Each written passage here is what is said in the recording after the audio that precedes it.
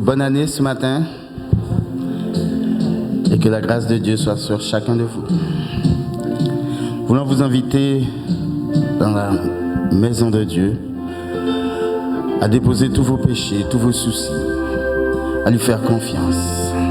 Nous allons prendre le chant qui s'intitule « À la rivière ».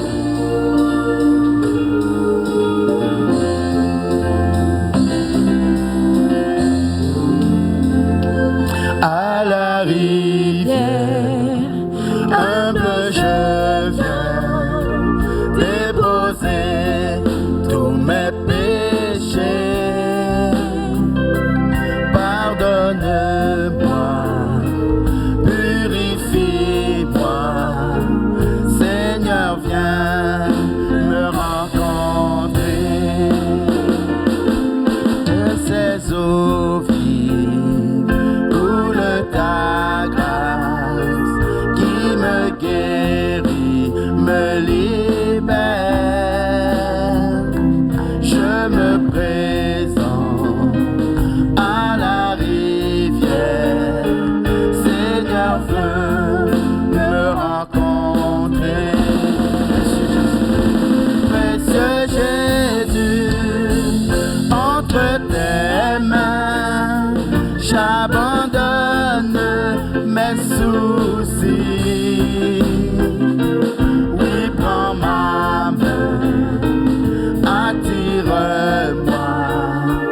Seigneur, viens me rencontrer.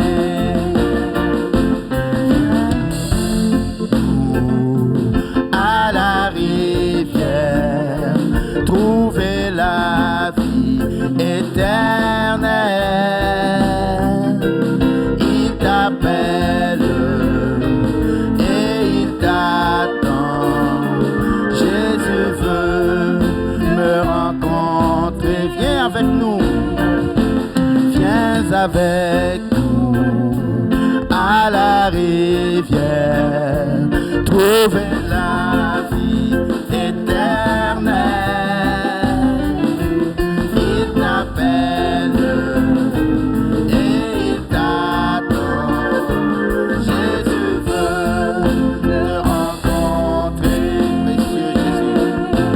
Précieux Jésus, entre tes mains, j'abandonne mes soucis. Oui, prends ma main, attire-moi. Seigneur, viens.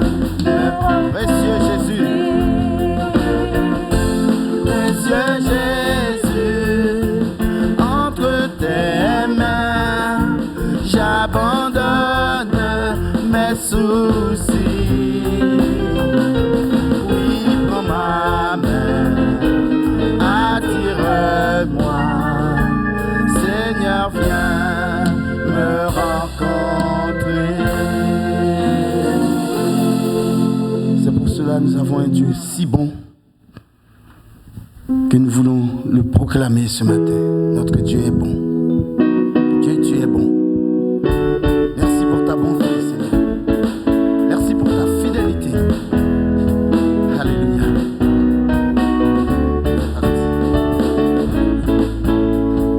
Dieu, tu es bon et ta grâce envers nous ne durera jamais. Dieu, tu es bon et ta grâce envers nous ne durera jamais. Dieu, tu es bon.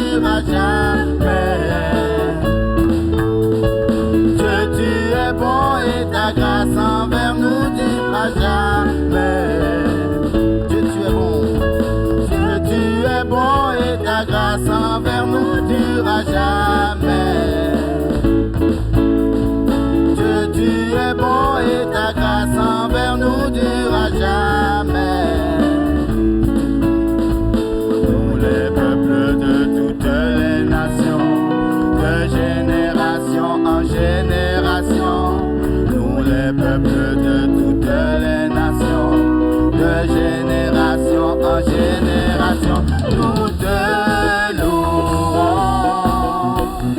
Alléluia, Alléluia, nous te louons.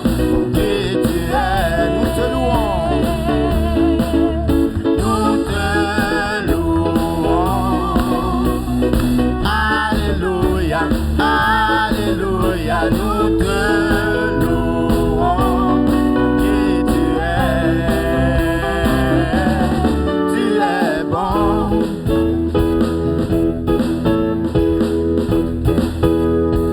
Tu es bon, tu es bon, tu es bon, tu es bon, en tout temps, tu es bon, en tout temps, tu es bon, tu es bon, en tout temps, tu es bon, tu es bon, en tout temps, tu es bon. Alléluia. Nous avons un Dieu qui est bon. Proclame-le ce matin. Dis à Dieu combien il est bon. Voulez-vous chanter avec moi que Dieu est bon? Alors nous allons chanter. Dieu, tu es bon. Et ta grâce envers nous. Je veux vous entendre. Dieu, tu es bon et ta grâce envers nous durera jamais. Dieu, tu es bon et ta grâce envers nous durera jamais. Dieu, tu es bon et ta grâce envers nous durera jamais. Nous les peuples de toutes les nations, de génération en génération. Nous les peuples de toutes les nations, de génération en génération, nous te louons. Alléluia, Alléluia, nous te louons. Qui tu es, nous te louons. Alléluia, Alléluia, nous te louons. Qui tu es bon. N'est-ce pas que nous avons un Dieu bon? Je ne vous entends pas. Nous avons un Dieu qui est bon ou pas? Alors merci de le proclamer ce matin. Que notre Dieu, il est bon. Et il est aussi merveilleux. Nous avons un Dieu si merveilleux. Merci Seigneur. Alléluia. Tu es puissant et grand Seigneur. Tu es fidèle, tu le seras toujours. Nous te louons à chaque jour. C'est pour ta gloire, ô Dieu, que nous vivons. Tu es puissant et grand Seigneur. Tu es fidèle, tu le seras toujours. Nous te louons à chaque jour. C'est pour ta gloire, ô Dieu, que nous vivons. Que les nations se lèvent, que la création chante. Notre Dieu est si merveilleux. Nous le louons ensemble, toujours et à jamais. Notre Dieu est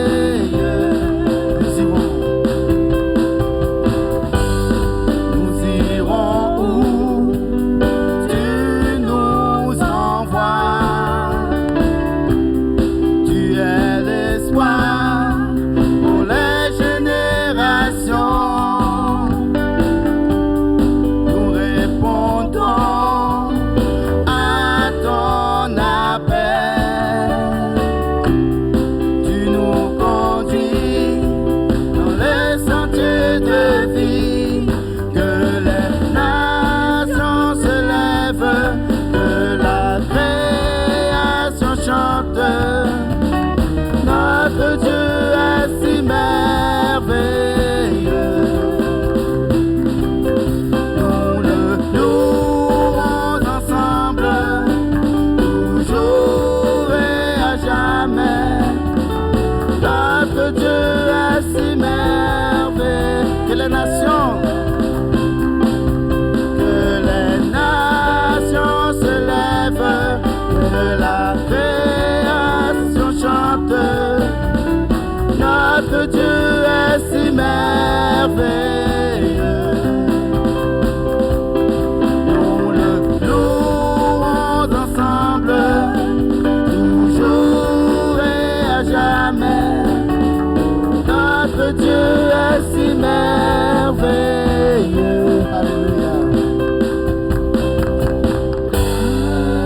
Alléluia. Alléluia. Notre Dieu est si merveilleux. Alléluia, Seigneur. Alléluia. Alléluia.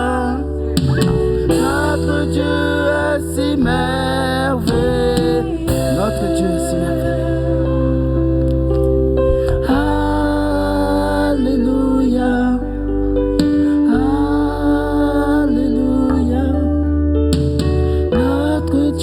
est si merveilleux.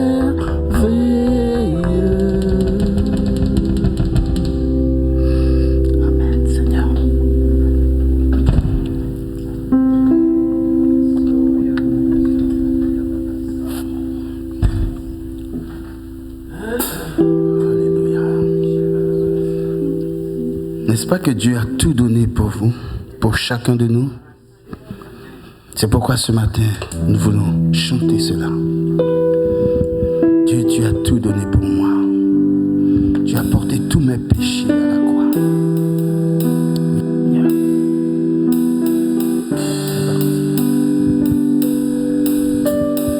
Tu as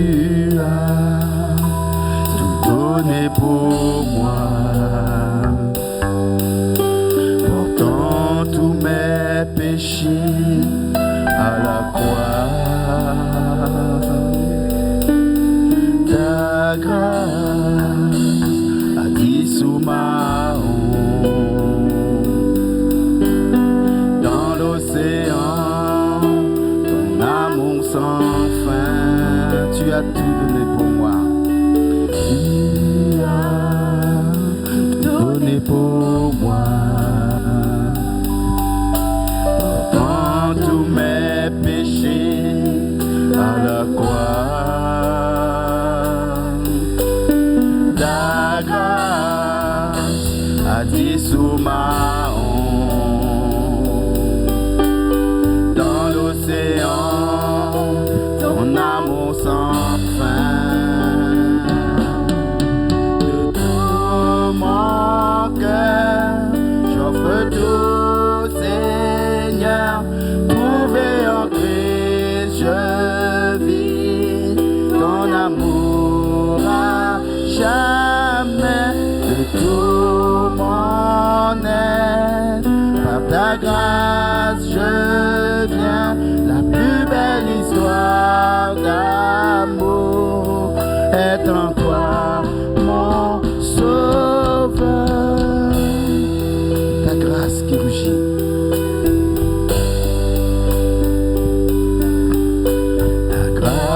Rugit tel un vent violent.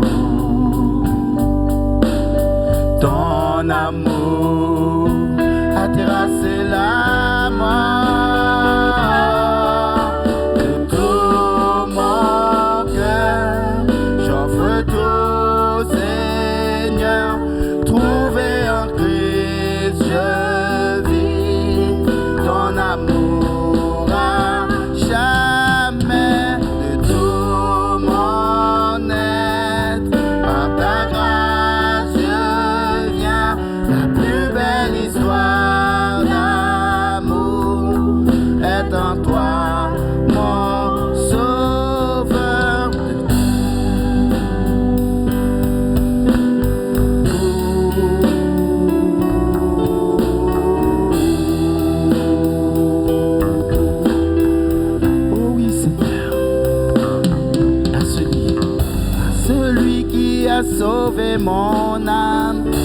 celui qui m'a ouvert ses bras, à celui qui est sauveur et roi, je chante à jamais. À celui qui a sauvé mon âme, à celui qui m'a ouvert ses bras, à celui qui est sauveur et roi, je chante à jamais. Oui, je veux chanter à jamais à mon Dieu, lui qui a ouvert ses bras, qui m'a porté, qui est venu à mon secours. Merci Seigneur, parce que tu nous as sauvés.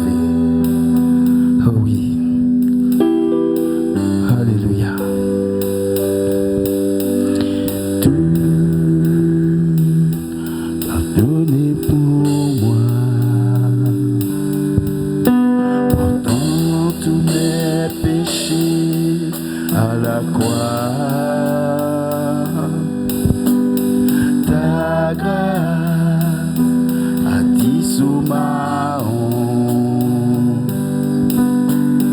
Dans l'océan, ton amour sans fin, de tout mon cœur, j'offre tout, Seigneur. Trouvé en Christ, je vis ton amour à jamais. De tout mon être, par ta grâce, je viens. Plus belle histoire d'amour est en toi, mon sauveur. De tout mon cœur, j'offre tout, Seigneur. Trouvé en Christ, je vis dans ton amour à jamais. De tout mon être, par ta grâce, je viens. La plus belle histoire d'amour est en toi, non. À celui qui m'a trouvé mon âme, à celui qui a ouvert ses bras, à celui qui est sauveur et roi, je chante à jamais. À celui qui a sauvé mon âme, à celui qui m'a ouvert ses bras, à celui qui est sauveur et roi, je chante à jamais.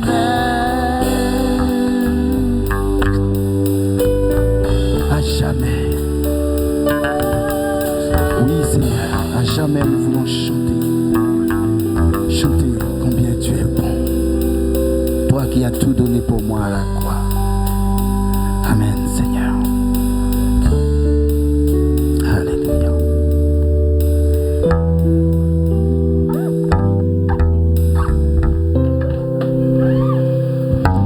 Oui Seigneur.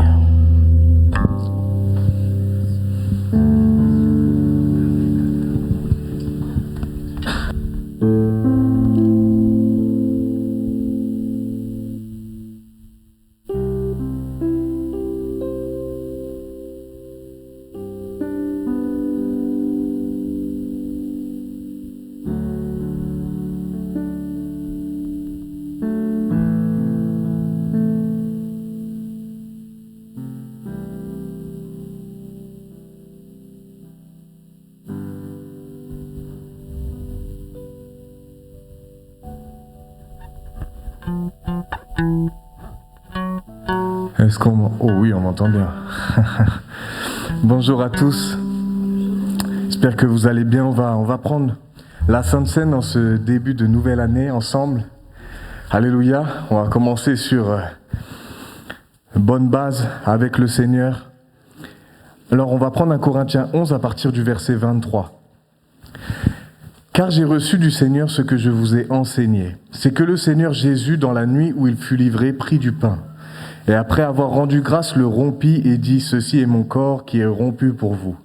Faites ceci en mémoire de moi. » De même, après avoir soupé, il prit la coupe et dit, « Cette coupe est la nouvelle alliance en mon sang. Faites ceci en mémoire de moi toutes les fois que vous en boirez. Car toutes les fois que vous mangez ce pain et que vous buvez cette coupe, vous annoncez la mort du Seigneur jusqu'à ce qu'il vienne. C'est pourquoi celui qui mangera le pain ou boira la coupe du Seigneur indignement sera coupable envers le corps et le sang du Seigneur. Que chacun donc s'éprouve, s'examine soi-même, et qu'ainsi il mange du pain et boive de la coupe. Car celui qui mange et boit sans discerner le corps du Seigneur mange et boit un jugement contre lui-même. Alors j'aimerais nous encourager ce matin à être transparents avec notre Dieu, là où nous avons besoin de demander pardon. N'examinons pas le comportement de l'un ou de l'autre, mais examinons notre propre comportement. Yves disait que en cette fin d'année, c'est un peu la rétrospective, un peu qu'est-ce qui s'est passé? J'ai fait la même chose, et je crois que nous devons faire tous la même chose. Nous examiner sans cesse, voir si nous marchons bien dans les voies du Seigneur, s'il n'y a pas des choses que nous devons demander pardon au Seigneur, quand la colère, quand l'animosité, quand des choses comme ça gagnent notre cœur. Alors puissions-nous, lorsqu'on va boire ce jus de raisin et ce pain, manger ce pain, on va se remémorer de ce que Jésus a fait à la croix. La plus belle histoire d'amour, on a chanté Amen. C'est la plus belle histoire d'amour. Avant même qu'il nous aimait, avant même que nous l'aimions, il nous a aimés en premier. Et c'est pour ça qu'il s'est donné à la croix. Alors ne vous privez pas de la Sainte Seine pour tous ceux qui sont baptisés par immersion. Ne vous en privez pas. Il est préférable pour nous que nous puissions demander pardon au Seigneur plutôt que de dire non, je ne prends pas et rester dans le péché. Amen. Alléluia. Alors l'équipe prévue à cet effet, pour tous ceux qui sont baptisés d'eau par immersion, levez-vous comme ça. Pour l'équipe qui va passer, ce sera plus simple pour vous repérer. Amen. Il y a un chant? Ou pas? Ah, il y a un chant. Allez. Au-dessus des puissances, au-dessus des rois, au-dessus de la nature et de la création, au-dessus de tous les plans des hommes sages, bien avant le monde tu existais, au-dessus des royaumes, au-dessus des trônes, au-dessus des merveilles que ce monde a connues, par-dessus tous les trésors de la terre, rien ne peut mesurer ta valeur. Crucifié, seul abandonné, tu as souffert, méprisé, rejeté, telle une rose foulée par nos pieds. Tu m'as sauvé, tu m'as aimé, par-dessus tout.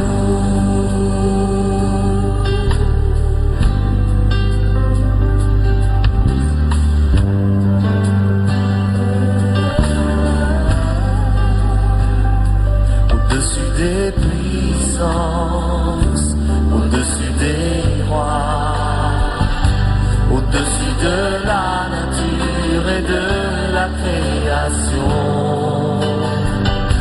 au-dessus de tous les plans des hommes sages, bien avant le monde tu existais, au-dessus des royaumes, au-dessus des trônes, au-dessus des merveilles que ce monde a connues, par-dessus tous les trésors de la terre,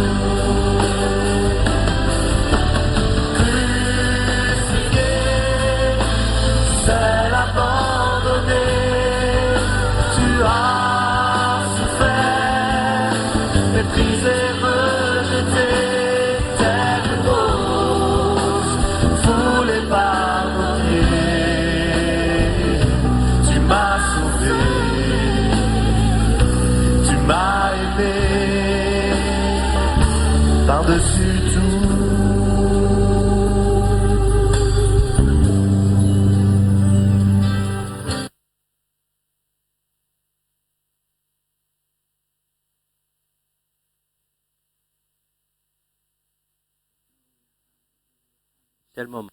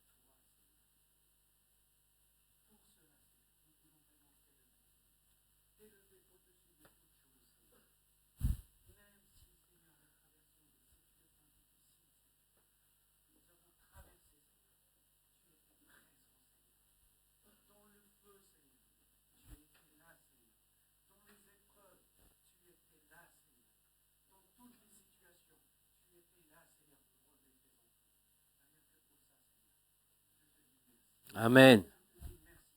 Amen, amen.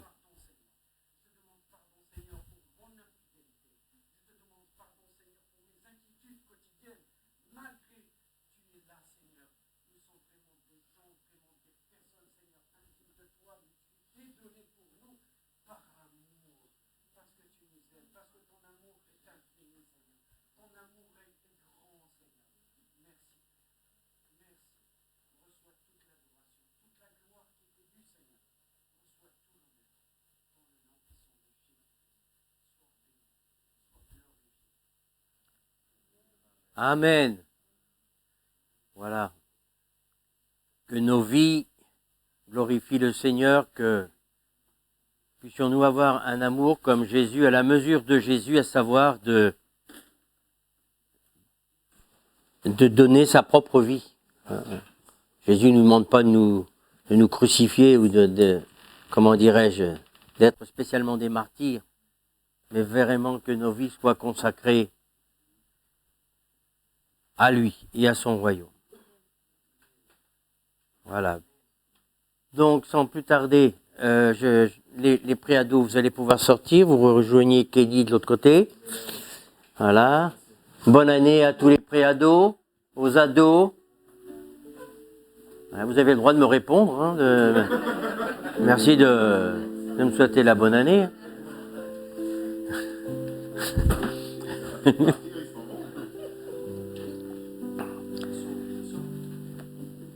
Heureusement que je suis pas susceptible là, parce que, enfin, je ne suis plus susceptible.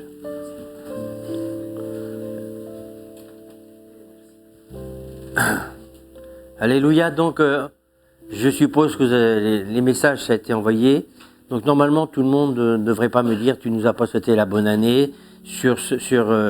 On a souhaité sur Skype, on a souhaité sur WhatsApp, on a souhaité sur qu'est-ce qu'il y a encore comment on appelle ça là, comme j'en ai pas, j'arrive pas à dire le nom. Merci Facebook, merci Facebook. Bien, en tous les cas, bonne année. Que ça soit quelque chose de réel. Vous savez qu'on peut souhaiter la bonne année parce que c'est la tradition et malheur à soi si on n'a pas souhaité la bonne année. C'est devenu pour beaucoup une tradition. En tous les cas, je vous souhaite une bonne année et pas, comme ils le disent les gens, plein d'argent, Oui, je vous souhaite de l'argent quand même, mais c'est pas le principal. Hein. Que la paix, la joie de Christ qui surpasse toute intelligence puisse être dans vos cœurs. À travers ces situations de l'année 2020 qui a été pénible pour tout le monde, 2021, je ne sais pas comment cela va être, mais je dis, je veux pas me laisser conditionner par cette histoire de Covid, bien que ce soit grave, que la paix, la joie restent dans nos cœurs et que surtout la paix de Christ. Je conçois que les gens du monde soient complètement terrifiés.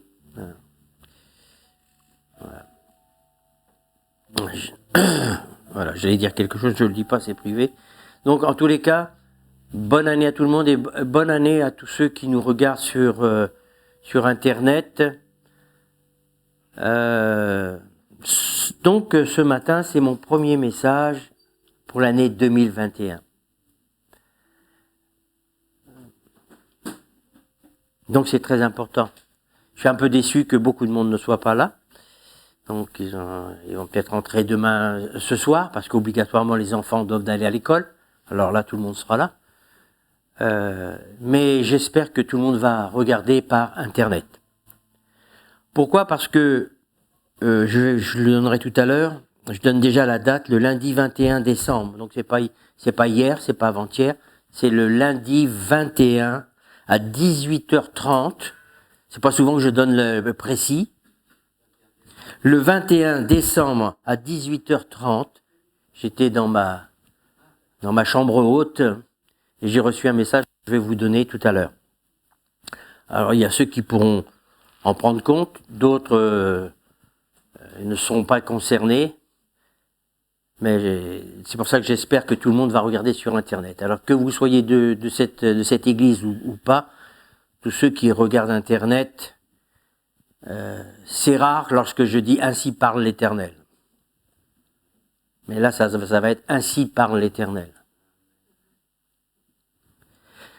Les informations. Donc, il y a un anniversaire, mais cet anniversaire, donc, c'est pour Gaëtan. Peut-être que Gaëtan, tu vas regarder encore une fois ce prêche de ce dimanche, mais lui, il vient normalement au deuxième culte. Donc, il a 22 ans. Gaëtan, c'est le seul anniversaire.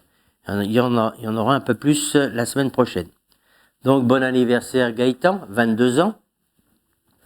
Je me rappelle encore de ce jeune homme qui un jour était là à la réunion de jeunes et qui s'est converti. Il était en pleurs. L'action du Saint-Esprit, sa maman se demandait qu'est-ce qui lui arrivait. Il était comme ça en sortant. Vous savez, quand le Saint-Esprit touche quelqu'un, ça s'invente pas. C'est pas toujours de la même manière. Mais en tous les cas, Gaëtan, si tu m'entends sur les réseaux, eh bien, bon anniversaire. J'espère, je le verrai tout à l'heure. Donc, les informations, il y en a très peu. Reste à savoir, c'est que nous ferons les réunions de prière et les réunions d'études bibliques sur Skype. Pour l'instant, nous sommes couvre-feu 8 heures, 20 heures. On ne sait pas qui va être par la suite. Un jour, on va nous dire couvre-feu à 16 heures. Toujours est-il, c'est toujours sur Skype. C'est pas ce qu'il y a de mieux, mais on n'a pas d'autre moyen. Donc le dimanche, ça ne bouge pas. On fait toujours les deux cultes. Voilà, donc j'ai eu trop la foi, vous voyez, j'ai pensé que je pouvais faire encore deux cultes, et puis... Parce qu'en fin de compte, tout ça, ce sont des familles avec les enfants, vous le savez. Donc on ne bouge pas. Il y a le culte de 9h30, c'est toujours les mêmes personnes, et ceux qui sont à midi, c'est toujours ceux qui sont à midi. C'est la solution que j'ai trouvée. Kenny me dit de vous inscrire, inscription école du dimanche sur la feuille prévue à cet effet, dans le fond, s'il vous plaît. Alors s'il me dit ça, ça veut dire qu'il n'y a pas beaucoup de personnes d'inscrits. Vêtements plus linge qui sont arrivés ce matin, donc des beaux linges, des beaux vêtements. Regardez, servez-vous. Je crois que c'est la seule chose que je pouvais vous dire. Voilà, je regarde. J'ai donné les réunions. Réunion de jeunesse. Ah, ils sont partis. Mais Kenny va seulement le redire. Jeunesse. Donc on va faire la réunion de jeunesse le samedi 16 janvier à 15h30, sachant que vous pourrez pas encore vous réunir pour manger. Enfin, vous verrez avec Kenny. Parce que s'il faut que vous soyez rentrés pour 20h, ça m'étonnerait que vous puissiez manger ensemble. En tout cas, on persévère. Réunion de jeunesse, samedi 16 janvier, 15h30. Alléluia. J'en ai fini avec les informations. Alors, le titre de mon message, je trouve que c'est primordial. J'ai fait une série par rapport, vous vous rappelez, hein?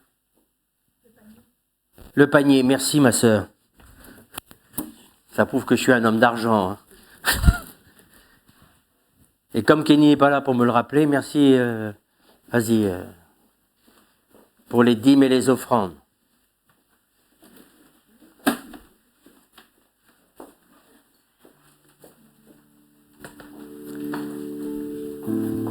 Merci pour votre fidélité vis-à-vis du Seigneur pour les dîmes et les offrandes.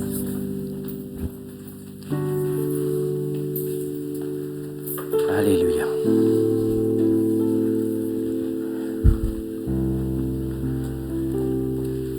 Alors, vous allez pouvoir dès maintenant m'afficher Jean 14.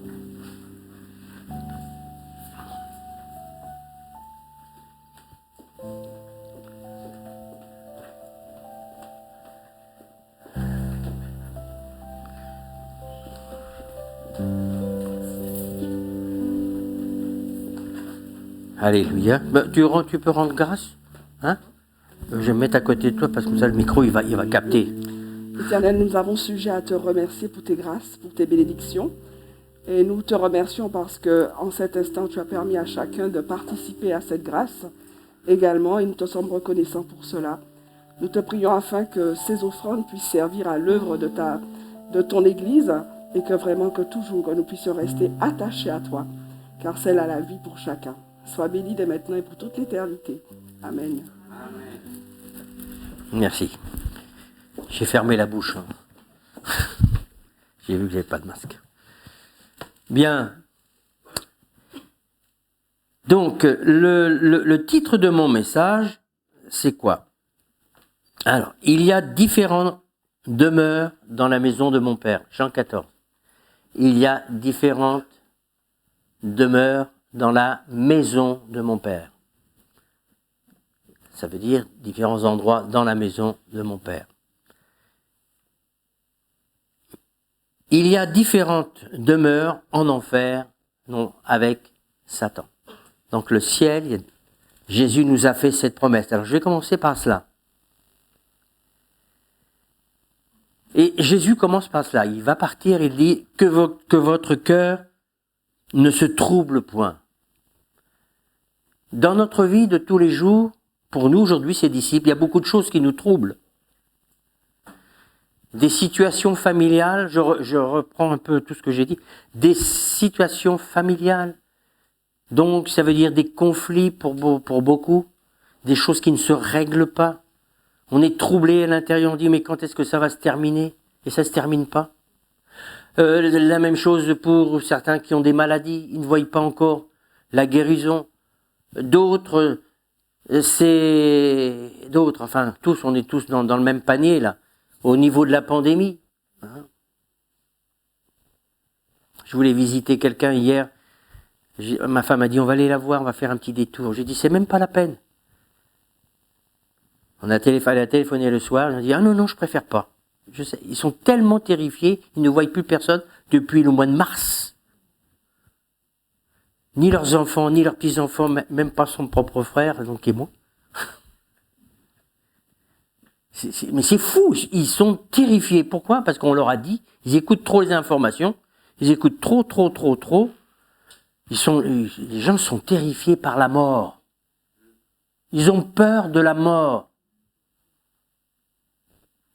Il y en a qui la défient, mais quand ils sont en face d'elle plutôt, ils font plus les braves.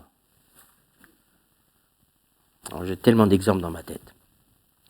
Ceci dit, Jésus nous a fait cette promesse, que votre cœur ne se trouble pas. Et comment on peut ne pas être troublé? Eh bien, c'est qu'on a une espérance. Quand j'entends les informations, je ne vois pas d'espérance. C'est toujours de la parlotte, on ne sait rien. Mais Jésus, c'est pas du peut-être. Il a dit, je vous ai préparé une place. Et quand il dit cela à qui? Pas n'importe qui, à ses disciples. Hein? On va développer, je sais que pour beaucoup ça sera une redite, mais il est très important d'avoir des bonnes bases dans la vie chrétienne. Il y a beaucoup de chrétiens qui se trompent eux-mêmes dans leur raisonnement, qui n'a rien de biblique. On prend un verset par-ci, un verset par-là, mais ils se trompent. Vous savez qu'il y a des millions et des millions de gens qui se disent chrétiens, et quand je vois ce qui se passe, j'ose le dire encore, dans l'Église catholique surtout, où les gens se confient beaucoup encore aux saints et à Marie et je ne sais quoi, aux bonnes œuvres. Et pourtant, ce sont des gens qui sont sympas, qui sont bien. D'où l'importance de la responsabilité de ceux qui prêchent la parole, de prêcher toute la parole et rien que la parole. Sinon, on emmène avec nous des gens en enfer.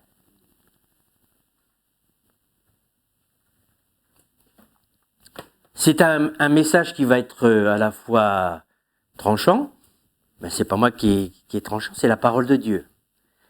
La parole, elle tranche. C'est pas de l'à peu près. Donc, dans le fameux Jean 14, verset 2, il dit qu'il y a des demeures que Jésus va nous préparer. Je le lis.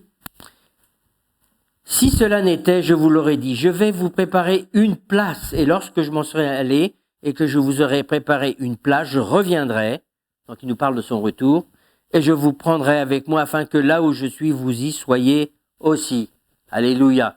C'est sûr, si on ne croit pas vraiment que Jésus est ressuscité, qu'il est, il est au paradis ou le ciel, vous appelez ça comme vous voulez, hein, on va dire que c'est une belle parole. Donc, il n'y a que ceux qui croient réellement que Jésus est le Fils de Dieu, qu'il est le Messie, mort sur la croix pour nos péchés, ressuscité, et qu'il est assis à la droite de Dieu. Là, c'est sûr que c'est peut-être bien que oui, peut-être bien que non. Hein.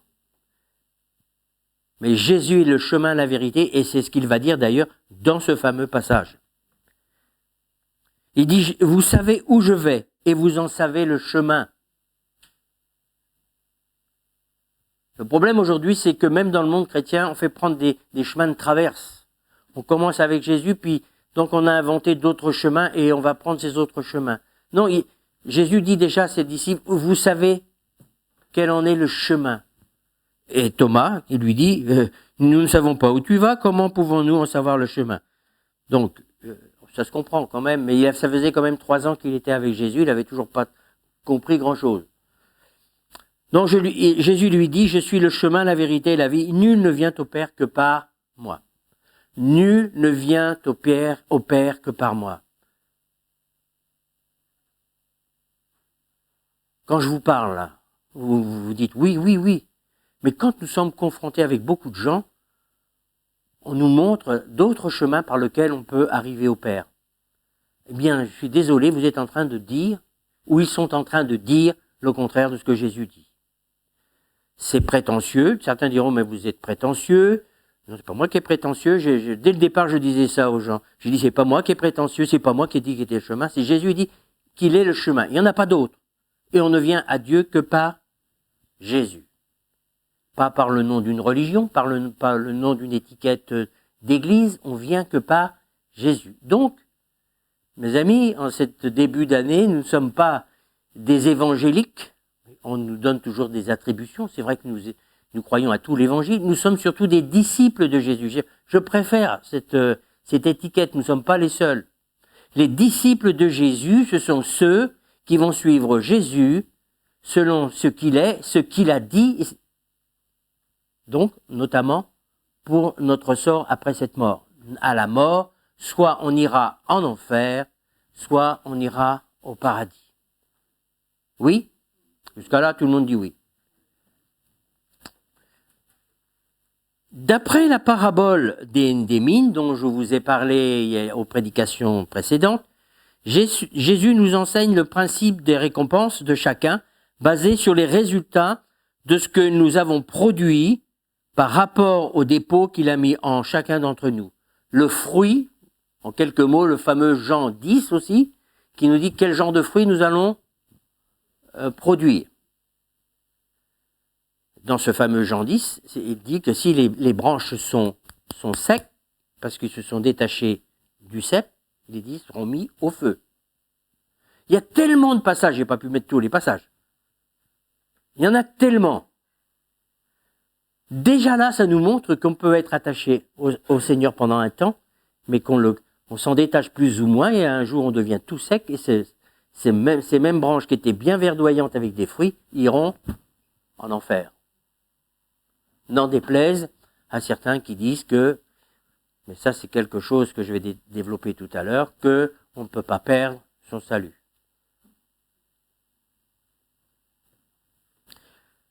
La récompense de chacun. Donc, avant de quitter ses disciples, Jésus leur fait cette déclaration solennelle. Jean 14, versets 2 et 3. Il y a plusieurs demeures dans la maison de mon Père. Et si cela n'était pas, je vous l'aurais dit. Je vais vous préparer.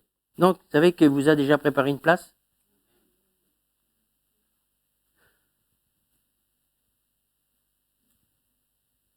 Afin que là où je suis, vous y soyez. Jésus décrit le ciel, la demeure de Dieu, comme une maison. Alors imaginez une maison. Il dit, dans la maison de mon Père, il y a plusieurs demeures. Ça veut dire dans la maison de Dieu. Alors il y a plein de noms. On parle de la Jérusalem céleste. On parle de... certains parlent du paradis. Il y a plein de noms, mais tout ça c'est la même chose. C'est là où réside Dieu, où Jésus est le roi des rois. Là où il y a lumière, c'est ce que l'on ne connaît pas ici sur terre. Dieu a préparé dans cette maison un endroit spécifique pour vous, pour moi. Alors, dans une maison, vous savez que dans une maison, il n'y a pas qu'une pièce. Hein. Il y a la porte d'entrée. C'est bien. Déjà, pour entrer dans la maison, il faut la porte d'entrée. Hein. Mais après, si vous restez dans la porte d'entrée, dans le palier, vous attendez un peu plus quand même. Hein. Donc, il y a les WC, il y a la cuisine, il y a la salle de réception, la salle à manger, où il y a le fauteuil, où il y a tout, où vous êtes reçu. C'est l'endroit où vraiment on est au centre de la maison. Oui. Eh bien, dans le ciel, c'est la même chose. C'est une belle image pour vous montrer que certains seront sauvés, il est dit, comme à travers le feu. C'est-à-dire, ils vont rentrer dans le paradis, mais ils vont rester dans le... J'image ça parce que c'est très important. Ils vont rester dans la porte d'entrée. Ils vont pas en enfer, mais ils vont juste là. Ils sont sauvés juste... Et moi, je vais un peu plus loin. J'ai pas envie de rester dans la porte d'entrée. J'ai envie d'être à côté de mon Jésus. Amen. Ce qu'on appelle les noces de l'agneau. Il y a tellement d'images dans la Bible. Mes amis, tout ça, ce ne sont pas des histoires. Donc, je m'adresse à des chrétiens, là. Des chrétiens qui sont ici, des chrétiens qui sont sur Internet. Cette année 2021, quelle que soit l'année 2021, on espère que le Covid, va être éradiqué. Mais s'il n'est pas éradiqué, parce qu'une année c'est dur, 2 années c'est encore plus dur, et si c'est encore d'autres années, qu'est-ce qu'on fait? Alors il y en a qui sont désespérés, vous savez que les médias le disent, les docteurs ils disent que pour beaucoup de personnes, ils sont perturbés dans leur tête. Il y a beaucoup de gens qui ils ne supportent plus cette situation. Hein. Pourquoi? Parce qu'ils n'ont, à part la vie ici-bas, vous voyez combien à n'importe quel prix on veut faire la fête, on veut se défoncer, la drogue, enfin tout ce que vous voulez. Le monde, c'est ça. Ils n'ont pas d'espoir, ils n'ont l'espoir que ça. S'ils n'ont plus la fête, c'est fini, la vie n'a plus aucun intérêt. Je suis désolé de vous dire ça, mais sans être désolé parce que c'est la vérité. Donc nous avons cette espérance qu'un jour, nous irons à la place que Dieu a préparée pour nous. Amen. La place, la demeure que nous occuperons ou qu'ils occuperont dépendra de ce qu'ils auront fait et produit dans leur vie chrétienne. Proche de Dieu, donc c'est ce que je viens de vous expliquer. Hein. J'espère que vous ne serez pas dans un placard à balai. Tout ça, c'est pour... On rigole, mais c'est exactement ça. Hein. C'est dans un endroit, moi je veux être à côté de mon Jésus. Il y a plusieurs demeures dans la maison de mon Père. Dans le ciel, Jésus nous attend avec les anges, tous les rachetés, dans la joie, parce que nous avons tenu ferme, c'est ça, de tenir ferme jusqu'au bout.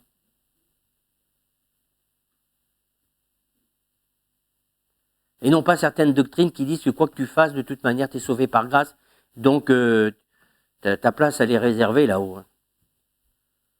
Vous savez, quelquefois, on critique les catholiques, mais on fait pas mieux. Hein. On fait pas mieux du tout.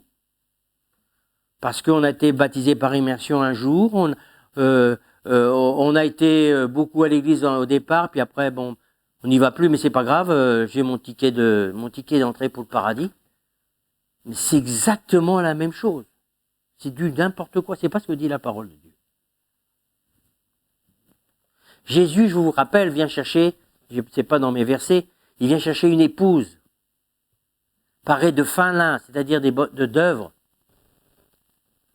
C'est une relation d'amour avec celui qui nous a tant aimés. On a pris la Sainte Seine tout à l'heure.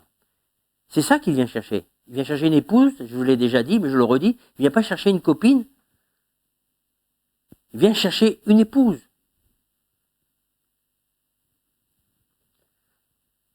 Pour ça, vous m'avez beaucoup entendu parler depuis 2 mois de ce que nous faisons. Quelle est la motivation? Si c'est la motivation, c'est faire des choses parce que c'est le monde religieux. Si la motivation, c'est pas l'amour, l'obéissance dans l'amour, ça n'a aucune valeur aux yeux de Dieu. Aucune. Vous savez qu'on peut être un couple, être un couple et puis plus avoir d'amour et on reste ensemble parce qu'il y a les enfants. Hein. Je vous apprends rien.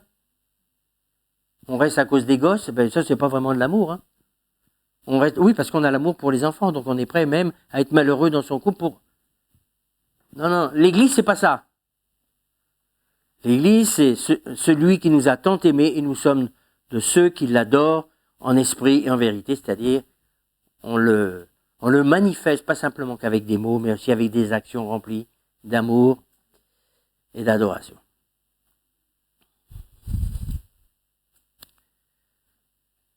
Donc, dans le ciel, Jésus nous attend donc à tous ceux qui vont être obéissants jusqu'à la fin par amour.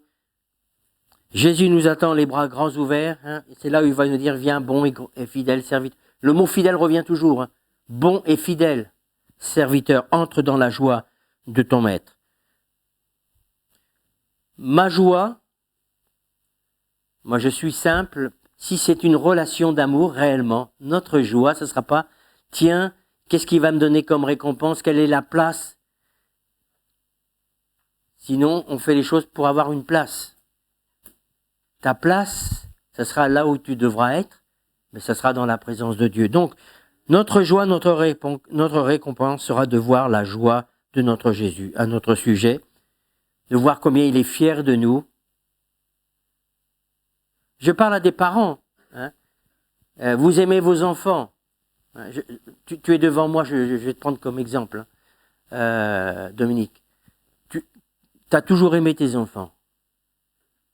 Quand ils venaient, qu'ils n'étaient pas très bien, tu les aimais, tu étais content de les voir. Mais quand tu les vois marcher avec le Seigneur, quelle joie, combien tu es heureux quand tu les prends. Il y a quelque chose qui dégage. Mais Jésus, c'est ça, ça va être ça qui est formidable. Quand il va te voir, si tu as été fidèle jusqu'au bout, il va te voir dire, bien bon et fidèle serviteur. Et toi, ta joie, ça sera quoi? Ça, tu vas le voir face à face. Tu vas le voir combien il est fier de toi, combien il t'aime. C'est ça, c'est une histoire d'amour, de sentiment, c'est tout. Le monde, même le monde qui n'est pas chrétien, a compris que la vie sans amour, ça vaut rien. Rien. Tu peux avoir tout l'argent du monde, s'il n'y a pas d'amour, il n'y a rien.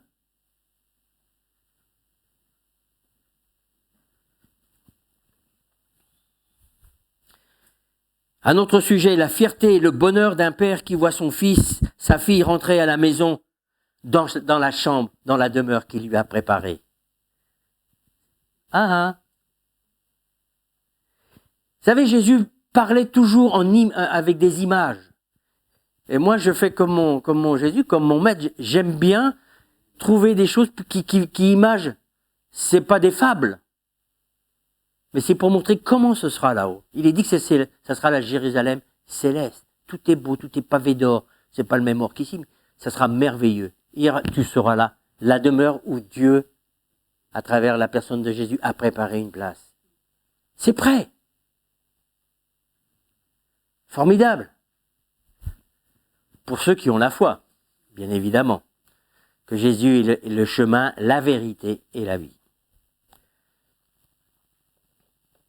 Alors maintenant, je voudrais m'adresser, j'ai mis cette prophétie-là à la suite de cette première partie.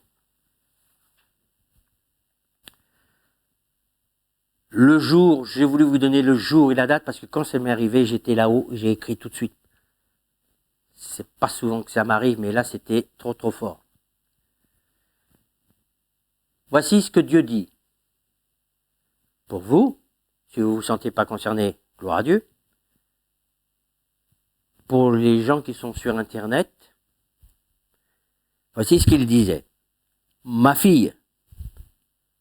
Donc là, c'est pas moi qui parle là. Hein. J'écris exactement comme je l'entendais. Ma fille, mon fils, toi qui après avoir été sauvé, tu t'es éloigné de la maison de Dieu, ici sur terre. J'ai bien compris que c'était l'Église.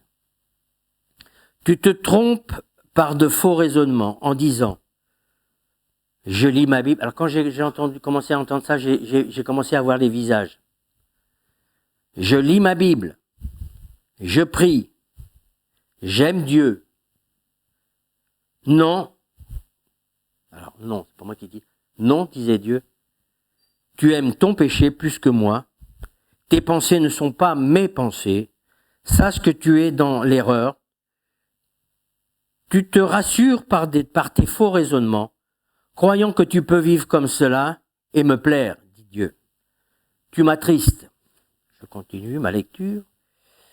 Tu attristes mon esprit que j'ai mis en toi. Donc ça s'adressait, en l'occurrence c'est moi qui les développe, ça s'adressait pas à n'importe qui, ça s'adressait à des disciples de Jésus-Christ rétrogrades et qui étaient dans cette situation, dans ce type de pensée. Je te demande, et c'est là que ça se corse, je te demande, dit-il à ces rétrogrades, qui sont comme ça, qui pensent comme ça, je te demande de considérer les futurs événements de ta vie. Pour l'instant, tu ris. C'est là où c'est venu comme un coup de tonnerre. Pour l'instant, tu ris. Tu te réjouis dans ton péché. Attends-toi à bientôt pleurer si tu continues sur cette voie-là. Reviens à moi. J'en rajoute pas. Alléluia. Et chers amis, même si tu entends cette prophétie, tu te sens concerné, et souvent les gens disent « oh non, mais c'est pas pour moi ». Le problème, c'est que là, ça va très loin. Il dit que pour l'instant, tu ris, t'es bien, tout va bien, mais bientôt tu vas pleurer. Et je ne dis pas plus parce que je n'ai pas entendu plus. Donc, il y a toujours la porte de sortie. Si tu continues cette voie-là, tu vas pleurer. Bientôt, tu vas pleurer. Alléluia. Merci Seigneur de parler encore aujourd'hui. Il y a, mes amis, la question... Maintenant, je parle à autre... Il y a plusieurs demeures dans la maison qu'on appelle l'enfer, la géhenne. La demeure, la maison du diable. Un endroit où qui est terrible. Donc je vais essayer de ne pas être trop long, mais ça va être beaucoup de versets bibliques. Sans toutefois donner tout ce que je pourrais vous donner, mais je vous donne les plus essentiels. Souvent, quand on passe en enfer, nous, on va à l'enfer, l'enfer. Ce qui est juste. Mais en enfer, il y a plusieurs degrés, plusieurs demeures. Ah ouais? Où est-ce que tu as trouvé ça? Eh bien, mes chers amis, je vais vous donner un certain nombre de versets. Et que vous puissiez, je crois que c'est là qu'il va y avoir surtout l'enseignement, pour vous faire prendre compte que toutes les paroles que Jésus a dites, quelquefois nous n'avons pas compris, nous avons laissé de côté, mais tout étaye cette prédication. Alors, c'est comme au paradis. Certains disent, moi ça me suffit, si je peux rentrer simplement au paradis, ça dénote vraiment un état de cœur qui n'est pas vraiment très très très amoureux de Jésus. Très dangereux de penser comme ça. Bon, la question que l'on se pose et que l'on m'a posée depuis très très très longtemps, est-ce que des gens qui sont gentils, serviables, aidant leurs prochains, ayant une bonne moralité, une certaine moralité, qui sont de bons parents, de bons maris, de femmes, des bonnes épouses, ça c'est pas les chrétiens. Quelquefois, les chrétiens feraient pas mal de prendre exemple sur des non-chrétiens à ce sujet. Mais je dis, est-ce que, la question que l'on se pose, est-ce que vraiment des gens comme ça vont aller en enfer? Mais qui ne croient pas en Jésus, écoutez bien, qui ne croient pas en Jésus, malgré cela, ou qui ne veulent pas de Jésus. Alors Jésus, au risque de me répéter, c'est pas croire à l'existence de Jésus, qui croit que Jésus il est bien le Fils de Dieu, le Messie, mort sur la croix pour nos péchés, ressuscité, et qu'il est le chemin, la vérité et la vie, et que nul ne vient au Père que par lui. Chacun peut faire sa petite religion. Mais ce type de personnes qui ne croient pas en Jésus ou qui n'en veulent pas, vont aller en enfer. Point A.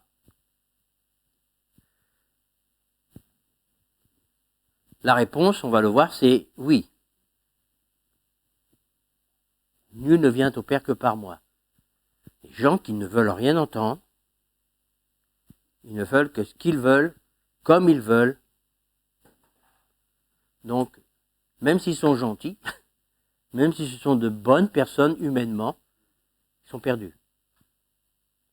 Mais ça, on a du mal à accepter ça, et le monde a du mal à accepter ça. Pourquoi? Parce qu'on se sauve, parce qu'on est gentil, parce qu'on fait des bonnes œuvres, parce que ceci, parce que cela. Donc, merci Seigneur, parce que heureusement que nous ne sommes pas sauvés que sur le fait que nous faisons des bonnes œuvres, parce que de toute manière, qu'est-ce qu'on ferait des mauvaises? Je dis toujours, et qu'est-ce qu'on fait des mauvaises? Même les gens, apparemment les meilleurs, qu'est-ce qu'ils font de leurs mauvaises actions? Déjà, ils refusent Jésus. Des fois, ils veulent en faire qu'à leur tête. Déjà, ils sont rebelles. Ben, ils vont dans le monde où il y a la rébellion. Souvent, on essaye de se persuader parce que c'est des membres de nos familles. On se dit, non, il est sauvé, il était, on va dire, il était catholique ou il était ceci, il faisait du bien. Peu importe le type de réflexion. Moi, je sais, je vous donne mon exemple, je sais que ma maman l'est sauvée. Ma maman l'est sauvée, ça a été long, mais elle s'est convertie, je crois, vers les 78 ans, elle est morte à 83, vous calculez. J'ai mon papa, il est mort aussi à 83, ils n'étaient plus ensemble.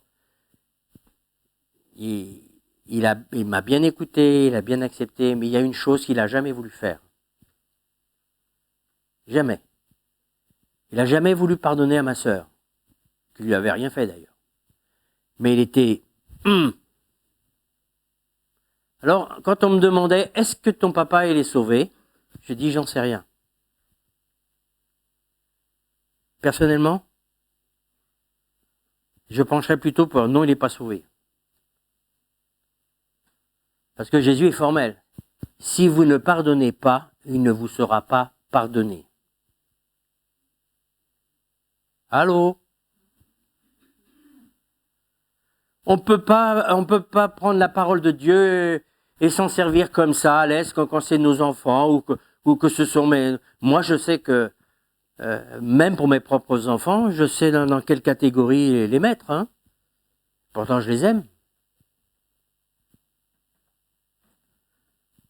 Jésus est le chemin, la vérité. C'est pas ma vérité qui compte, c'est pas ta vérité qui compte, c'est pas la vérité que le monde nous donne, c'est Jésus qui est la vérité. Ça ne nous empêche pas d'aimer tout le monde. Mais il y aura ceux qui iront dans la demeure que Jésus a préparée pour eux et ceux qui n'iront pas. Donc là encore, j'ai pas tout développé. Jusqu'à là, vous comprenez bien.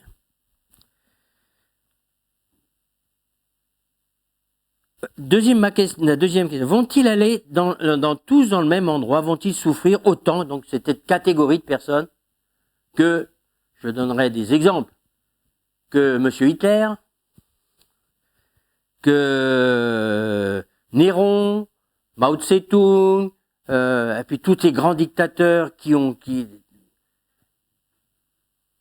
horribles, qui ont tué allègrement, qui ont torturé.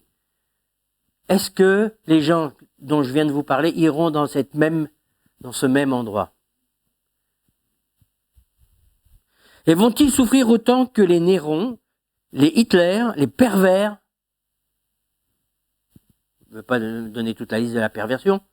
Tous les pervers, tous les sadiques, tous les criminels, tous les violeurs, etc., etc., etc., qui toute leur vie vont maintenir une vie comme ça et qui iront en enfer.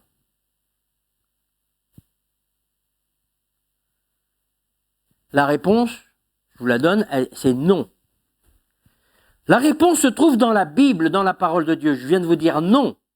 Mais mon non doit être étayé par ce que dit la parole de Dieu. C'est facile de dire non. Sur quoi est basé mon non? Sur ce que je pense? Non. Sur ce que la Bible déclare. Ce que Dieu déclare. Qu'est-ce que l'enfer déjà? L'enfer, Jésus, quand il parle de l'enfer, il appelle ça la géhenne.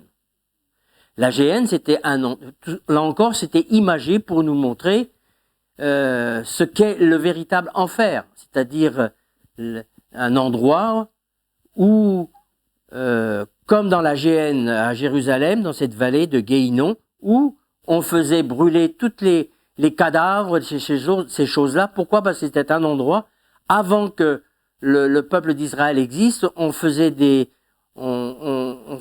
cultes où on sacrifiait des enfants, on sacrifiait des êtres humains.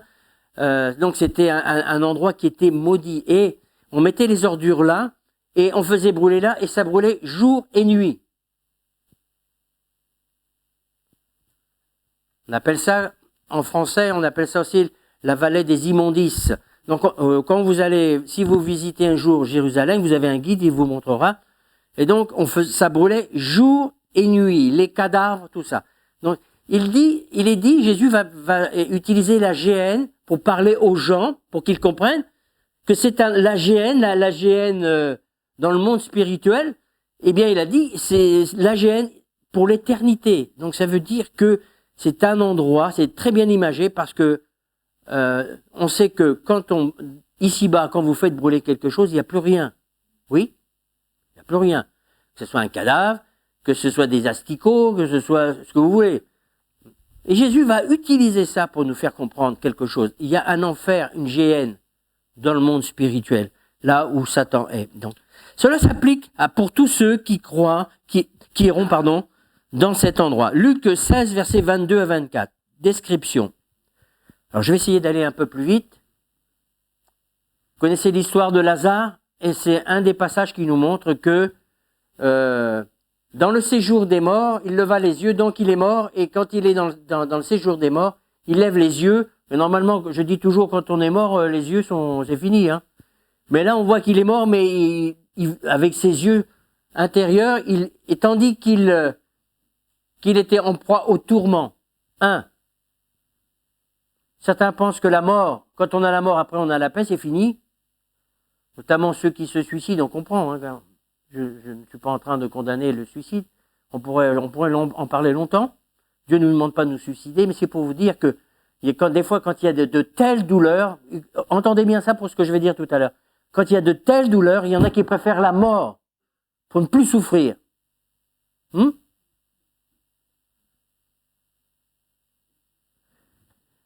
Il est dit qu'il est en proie au tourment. Il vit de loin Abraham et Lazare dans son sein, le paradis. Vous voyez, là, c'est appelé le sein d'Abraham. Il s'écria, Père Abraham, aie pitié de moi, envoie Lazare pour qu'il trempe le bout de son doigt dans l'eau et rafraîchisse la langue, car je souffre cruellement dans cette flamme. Imaginez, en enfer, il y a un endroit de flamme où vous brûlez, je ne sais pas si vous êtes déjà brûlé, mais où vous brûlez, vous sentez une brûlure intense, où vous souffrez atrocement. En plus, c'est tourmenté, mais vous pouvez même pas vous tuer, vous pouvez même pas vous abréger votre vie. C'est impossible. Donc, c'est des souffrances que vous devez endurer pour l'éternité. Je sais qu'aujourd'hui, c'est plus la mode trop de parler de l'enfer et de prêcher sur l'enfer. C'est pas l'histoire de mettre la peur dans le cœur des gens, mais c'est pour leur montrer que c'est pas une histoire, c'est pas du Moyen-Âge où on montre. Oui, on montrait avec des images. On se moque de ça maintenant. L'enfer est une réalité, malheureusement. Mais c'est pour l'éternité. Des souffrances, il dit, viens me mettre de l'eau. Comme si on pouvait étancher avec de l'eau. Mais il n'y a pas d'eau. On n'est plus dans le monde ici-bas. Tu peux même pas étancher ta soif. Donc c'est un feu, c'est une souffrance. Il dit, je souffre cruellement dans cette flamme. Premier passage. Le Marc 9, verset 47-48. Il parlait de ver. Vous savez ce que c'est qu'un ver?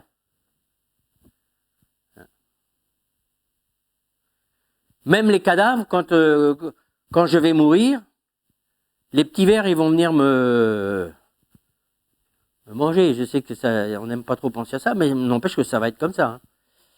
Hein. Je ne sentirai rien. Par contre, c'est fou les gens comme ils sont. J'ai fait partie de cette catégorie-là parce que quand j'étais petit, j'entendais les adultes parler.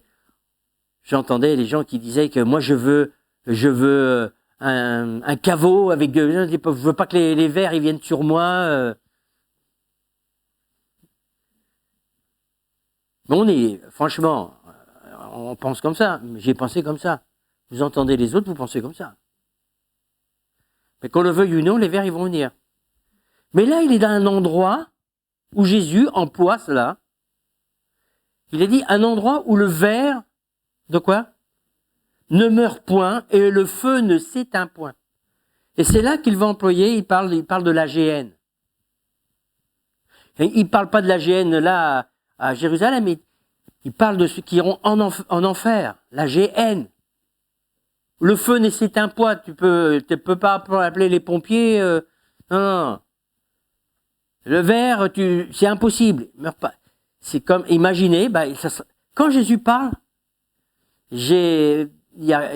à la suite de ça, j'ai cherché peut-être que je le montrerai, un témoignage d'il y a longtemps.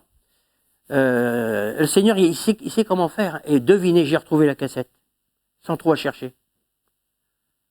C'est le témoignage d'une personne qui est restée 34 minutes en enfer. Et je me rappelais plus, quand j'ai regardé la vidéo, le gars, il était en train de décrire exactement ça. Il disait que Jésus l'a amené dans cet endroit et il disait, va dire à mon peuple. Vous savez, quand l'Esprit de Dieu vous conduit, je ne suis pas le seul à être conduit par l'Esprit de Dieu, je dis, c'est fou. Hein. Quand il veut parler d'une chose, il va faire en sorte que tous les maillons se... Et il disait, cet homme disait que, et pourtant lui, il n'était pas perdu, mais le Seigneur l'a amené, il lui a demandé pourquoi. Il dit, je veux que tu vois comment ça se passe et tu vas dire à mon peuple que l'enfer est réel. Et il parlait justement de ces vers. Il disait c'était des vers qui étaient sur les personnes qui les dévoraient, sans les dévorer, qui hurlaient tellement ça. Impossible de les tuer. Alors je sais que pour beaucoup peut-être qui vont entendre cette prédication, vont me prendre pour un fou. Eh bien oui, si vous voulez me prendre pour un fou. En tout cas, Jésus, lui n'était pas fou, bien que certains disent que c'est du grand n'importe quoi, Jésus. Mais moi, je crois que Jésus est le chemin, la vérité et la vie, que tout ce qu'il dit, tout ce qu'il nous a enseigné est vrai. Donc, ce qui est important pour nous, c'est de savoir qu'on a une place préparée. Mais nous devons savoir que nous devons être fidèles jusqu'à la fin, parce que ce sera la fin du message. On peut perdre son salut et, tout en étant chrétien, devenir aussi sec que le monde et être brûlé en enfer avec eux. Alors, jusqu'à là, c'est bon? C'est bon, j'ai personne qui peut me jeter des cailloux ici. Alors, je ne sais pas ceux qui regardent sur Internet, mais mes amis, c'est pas de la provocation, c'est simplement pour vous faire prendre conscience que si le paradis est réel, l'enfer est réel. Je continue.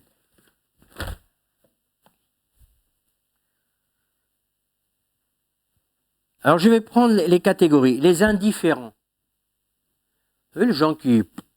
Ah non, c'est pas pour moi j'y crois pas. Les indifférents. Alors les passages vont être mis sur le mur. Jésus va s'adresser à Capernaum.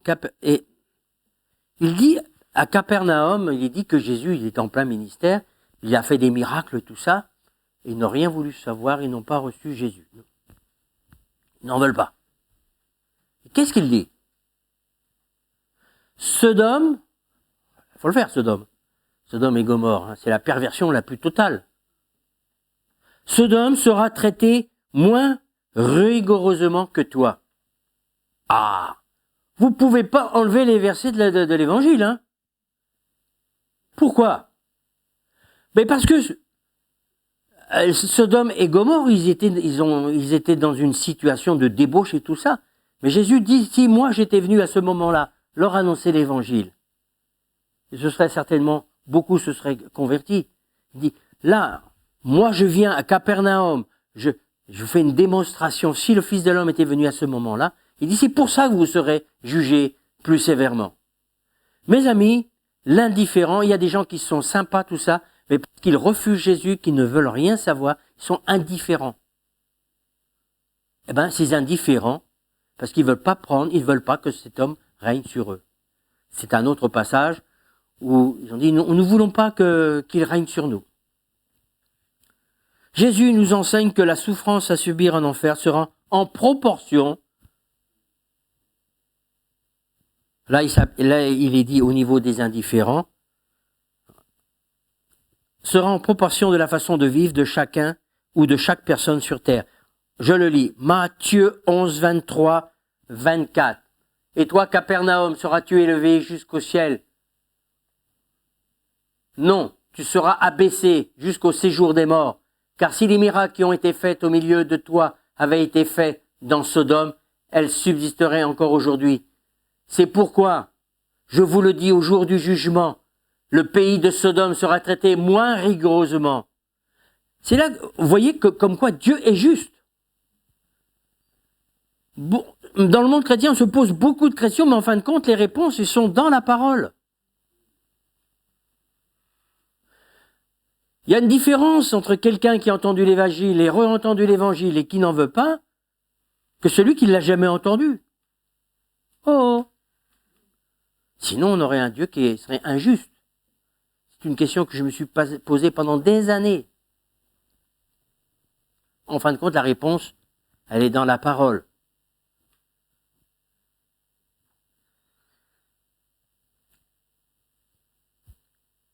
Là, on comprend que ça s'agit qu'il y aura une différence entre ceux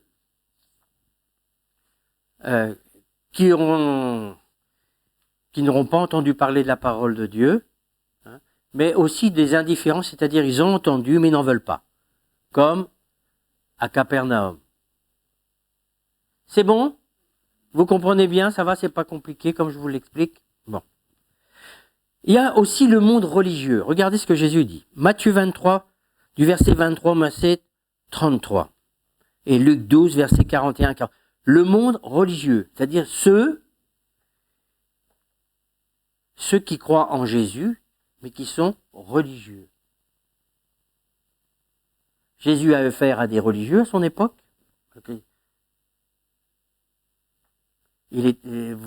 Quand vous lisez les évangiles, vous voyez combien Jésus a été très, comment dirais-je, sévère avec le monde religieux de son époque. Il l'est toujours aujourd'hui. Alors, malheur à vous, scribes et pharisiens, qui connaissaient la parole. Oui, non seulement il la connaissait, mais il l'enseignait. Hypocrite, parce que vous payez la dîme de la menthe. Alors, j'aime bien ce passage-là. Et de la nette, c'est-à-dire les plus petites plantes de rien du tout, vous donnez même le 10e de ça, et que vous laissez ce qui est important dans la loi, la justice, la miséricorde, la fidélité, et c'est ce qu'il fallait pratiquer sans négliger les autres choses. Conducteur, aveugle, qui coulait le moucheron et qui avalait le chameau. Verset 23, verset 24, 25, 26, 23, je ne l'ai pas eu. Si, on l'a eu? Oui? Ok. Alors, ça va jusqu'au 33. 33? Voilà. 33, on n'est pas arrivé au 33, hein? Ah! Vous témoignez ainsi contre vous-même, que vous êtes les fils de ceux qui ont tué les prophètes. Comblez donc la mesure de vos pères, serpents, race de vipères. Oh. Comment échapperez-vous au châtiment de la... Comment échapperez-vous au châtiment de la... Et c'était des religieux, des gens qui croyaient au Dieu d'Abraham, d'Isaac, de Jacob, qui enseignaient la loi de Moïse, et ainsi de suite. Et pourtant, il leur dit, comment échappez-vous dans votre manière d'être? L'apparence, il fallait payer la dîme de la nette et de la... Oui, certes, mais c'est tout ce qui était visible, mais tout le restant...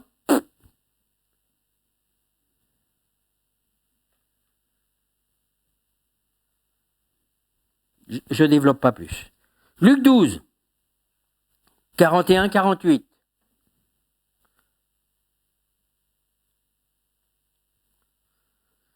Luc 12, 41-48.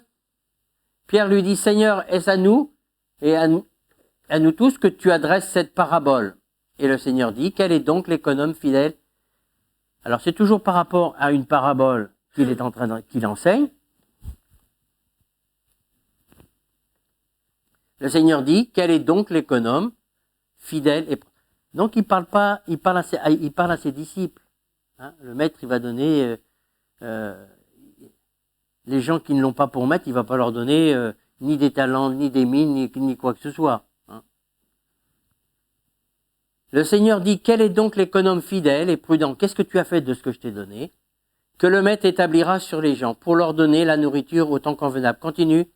Heureux ce serviteur que son maître trouvera ainsi à son arrivée, que son maître à son arrivée trouvera faisant ainsi. Je vous le dis en vérité, il l'établira sur tous ses biens. Verset 48. On continue. Mais si ce serviteur, 45, mais si ce serviteur dit en lui-même, mon maître tarde à venir, il se met à battre les serviteurs et ses servantes à manger, à boire et à s'enivrer, le maître de ce serviteur viendra le jour où il ne s'y attend pas, et à l'heure qu'il ne connaît pas, il le mettra en pièces, il donnera sa part avec les infidèles. Ils vont où?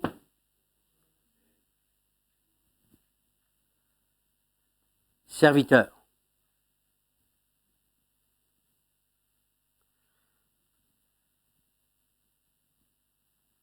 C'est le genre de prédication et d'enseignement qui ne plaît pas énormément au monde chrétien.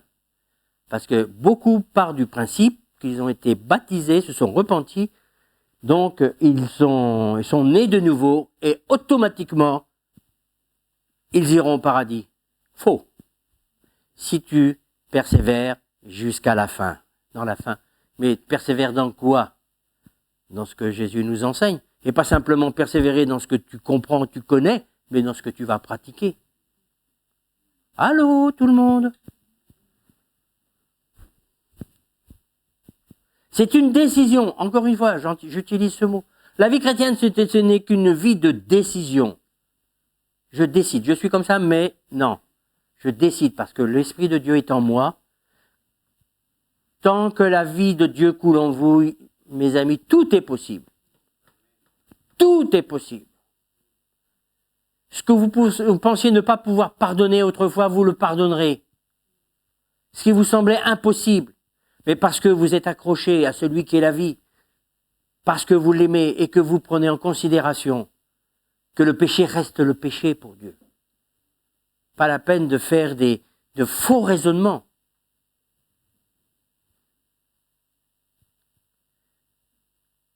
Donc, il lui donnera sa part avec les infidèles. Verset, le serviteur ayant connu la volonté de son maître n'a rien préparé et n'a pas agi selon selon sa volonté, sera battu d'un grand nombre de coups. J'aime bien ce passage à 48. On l'a là. Ça s'adresse à nous, ça. Tous les chrétiens. Le serviteur qui ayant connu la volonté, tous les chrétiens connaissent la volonté de Dieu. Beaucoup font j'appelle ça les saltimbanques. Sur le côté, on sait, mais on essaye de trouver une autre issue de secours. Non. Ayant connu la volonté de son maître, n'a rien préparé.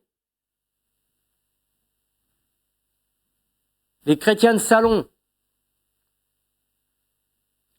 Et n'a pas agi selon sa volonté, sera battu d'un grand nombre de coups.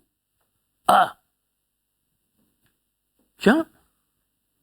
Mais celui qui ne l'ayant pas connu, c'est un verset que j'ai mis du temps pour comprendre. Mais celui qui ne l'ayant pas connu a fait des choses dignes de ce châtiment sera bâti de peu de coups. On demandera beaucoup à qui l'on a beaucoup donné et on exigera. S'il vous plaît, vous me gardez ça en mémoire, vous allez le retourner en l'endroit à l'envers, vous allez le méditer. En enfer, tout le monde ne va pas dans le même endroit en enfer. L'enfer reste l'enfer. Mais il y a des endroits, il y a des terribles de chez terribles, quoi. Donc il est dit que le serviteur, ça s'adresse aux chrétiens qui ayant connu. Donc il sait. C'est pas comme celui qui savait pas.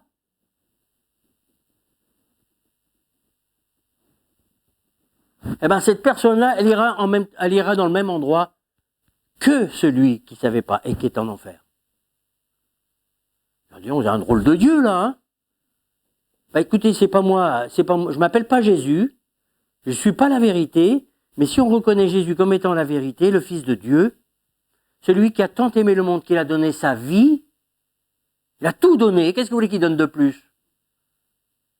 Il y a ceux qui l'acceptent, ceux qui l'acceptent pas. Mais celui qui l'accepte doit prendre en compte la volonté de son maître.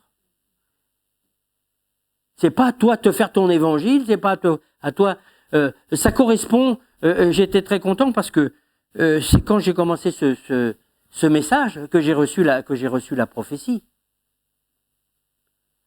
Beaucoup pensent qu'ils sont chrétiens, ça y est, j'aime Dieu, je suis chez moi, je lis ma Bible, encore faut-il qu'ils la lisent, je prie, mais en fin de compte, ils font exactement comme le monde. En fin de compte, c'est un Dieu, c'est un Jésus qui doit s'occuper de mes problèmes, parce que maintenant je suis chrétien, donc il doit intervenir dans mes problèmes. Mais c'est pas ce genre de Jésus-là, hein, c'est pas le Jésus de la Bible, ça. Hein.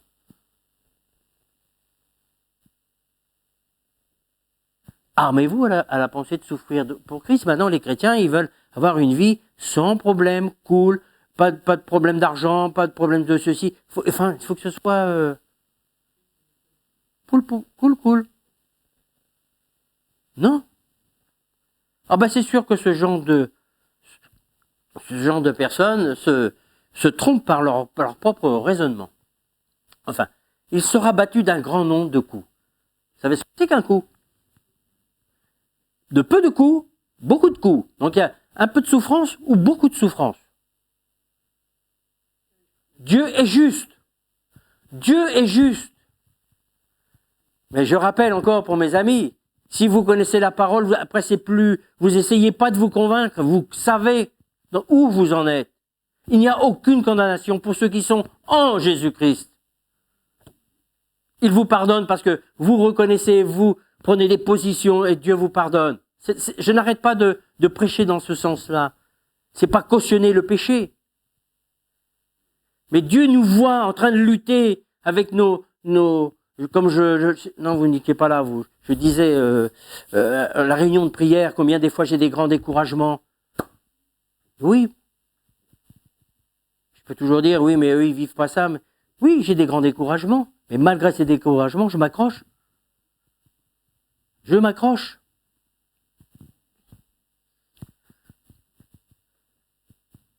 Dieu, je sais ce qu'il m'a donné. Il a donné la dose qu'il a voulu. Plus celle qu'il a donnée après. Mais qu'est-ce que j'en ai fait? Ah oui. Mais chacun d'entre nous, nous avons reçu une mine. Qu'est-ce que tu as fait de ta mine? Je ne vais pas reprêcher. Qu'est-ce que tu as fait de ta mine? Tout le monde, tout chrétien, il a reçu une mine. Mais qu'est-ce que tu as fait de ta mine? Mais celui qui, ne l'ayant pas connu, a fait des choses dignes, c'est ce que je disais, la première catégorie. Dieu sera moins sévère parce qu'ils n'ont pas entendu. Sera bâti de peu de coups. On demandera beaucoup à celui, et ainsi de suite. Mes amis, je me rappelle je suis peut-être un peu long ce matin, mais je vais vous partager mon cœur parce que je parle de vécu. Un jour, j'ai lu le témoignage d'un grand homme de Dieu et qui réussissait au niveau de son église, tout cela. Et puis un jour, il a fait un peu n'importe quoi et il s'est retrouvé en prison. Et il y a un ami qui ne l'a pas laissé tomber. Allez le voir en prison. C'était un pasteur, s'il vous plaît. Et son ami a continué à aller le voir en prison. Et un jour, il lui a dit ceci. Il s'appelait John. Il dit, tu sais, John, je remercie le Seigneur que j'ai terminé en prison. Parce que je pensais que ce que je faisais, c'était bien. Mais j'étais complètement à côté de la plaque. Et surtout, j'aimais le Seigneur. Il dit, j'aimais le Seigneur. Il dit, mais mon problème, c'est que je n'avais pas la crainte de Dieu. Je répète. Quand il disait, j'aimais Dieu, mais je n'avais pas la crainte de Dieu. Et moi aussi, quand j'ai lu ce témoignage, j'ai dit, mais c'est vrai. C'est vrai parce que là, on ne vit pas dans la crainte de Dieu, mais la crainte de Dieu, lorsque nous sommes dans des confrontations, ça va nous permettre de ne pas nous laisser berner par l'ennemi et de ne pas prendre de mauvaises positions. Oui. Une des positions que vous aurez à faire le plus souvent, c'est de devoir pardonner. Mesdames, pardonnez à vos maris. Messieurs, pardonnez à vos femmes. Et quand vous comprenez que ce n'est pas du tout à la gloire de Dieu, certaines des situations, vous décidez, malgré la souffrance, de prendre la bonne position. Je vous en ai déjà parlé. Primordial, 2021. Je vois, malheureusement, dans le corps de Christ, des couples qui en sont toujours à la même situation. Qu'il y ait des conflits et qu'il y en ait encore, certes, parce que malheureusement, il y aura toujours des conflits. Mais quelle est ta position dans le conflit? Est-ce que vous m'entendez?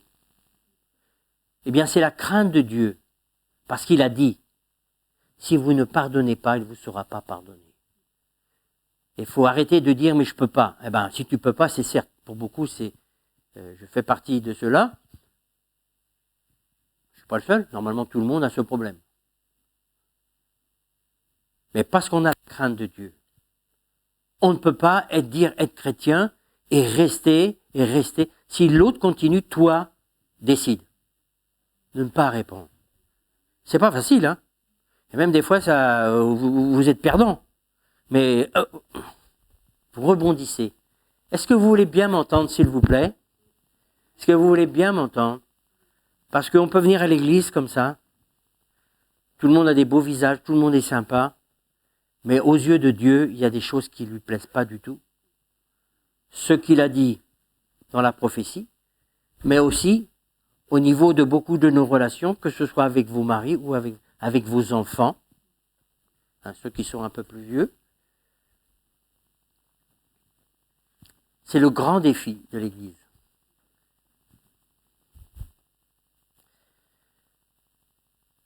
Matthieu 7.b. Pourquoi m'appelez-vous Seigneur, Seigneur? Là, tout le monde le connaît. Pourquoi m'appelez-vous Seigneur, Seigneur, et ne faites-vous pas ce que je dis? Certains me diront, Seigneur, nous avons fait des miracles en ton nom, nous avons chassé les démons en ton nom. Et Jésus leur dira, je ne vous ai jamais connu, vous qui avez vécu dans l'iniquité. Ça, c'est un verset que tout chrétien devrait non seulement savoir dans sa tête, mais on peut être chrétien, venir à l'église, dimanche après dimanche, et puis garder des choses dans son cœur et de vivre dans ce qui est inique. L'iniquité, c'est ce qui est injuste aux yeux de Dieu. Sinon, c'est la religion. Et l'apparence, et c'est ce que faisaient les pharisiens. T'as envie que Dieu te dise espèce d'hypocrite? Donc, quand on n'est pas glorieux, il faut reconnaître qu'on n'est pas glorieux. Mais Dieu connaît les cœurs, c'est ça qui est extraordinaire. Il connaît celui qui a décidé, de marcher selon sa parole, d'obéir, même si c'est très dur. Et c'est là que vous allez grandir. Et c'est là que le cœur de Dieu va se réjouir. Et c'est là que le diable, il est très, très, très, très, très mécontent. Très, très, très, très, très mécontent. Parce qu'il veut votre peau. Vous êtes sauvés, mais il va tout faire pour que vous n'alliez pas jusqu'au bout. Parce que lui, il est perdu pour l'éternité, c'est déjà fait. Ça le met en rage.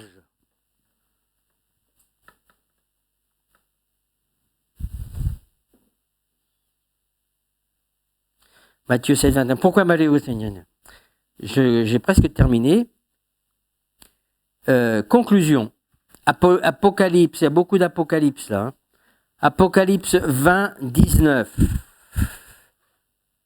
On y va, Apocalypse. Je vis les morts et les grands, elles se tenaient devant le trône. Des livres furent ouverts.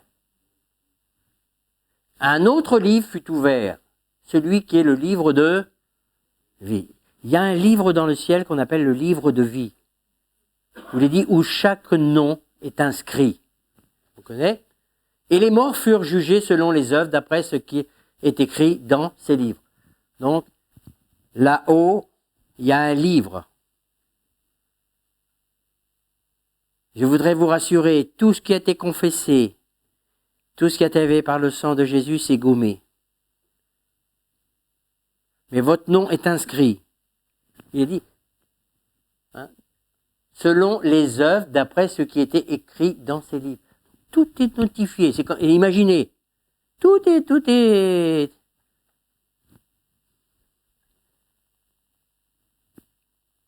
Pour ça, il n'y a aucune condamnation. Le livre de vie, il reste le livre de vie parce que vous êtes sous le sang de Jésus et que vous marchez fidèlement et par amour. Apocalypse 22, Apocalypse 21, 27 nous parle de la Jérusalem céleste.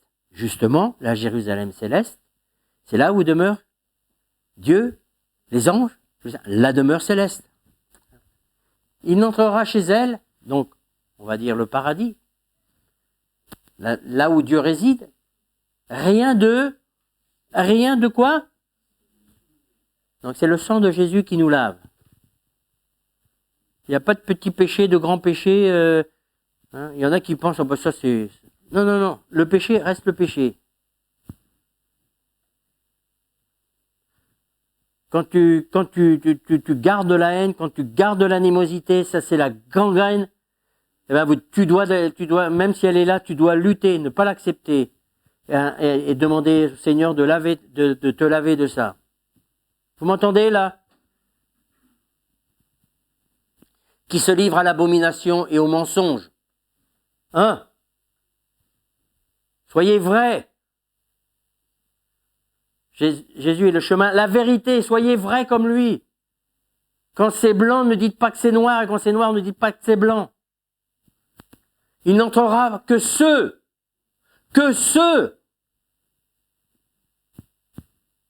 qui sont écrits dans le livre de vie, pas n'importe quel livre, le livre de... Et l'agneau de Dieu, il n'y en a pas deux, il n'y en a pas trois, il n'y en a qu'un, c'est Jésus. Apocalypse 3, verset 5. Je vous ai donné les principaux, mais si vous retenez ça, là-dedans, c'est clair. Celui qui vaincra sera revêtu. Vaincra quoi dans ta vie? T'en as des épreuves, t'en as à lutter contre toi-même, hein, contre tes envies, tes péchés, tes fantasmes, que sais-je. T'as envie de te venger, et ainsi de suite. Ton envie de ne pas être fidèle.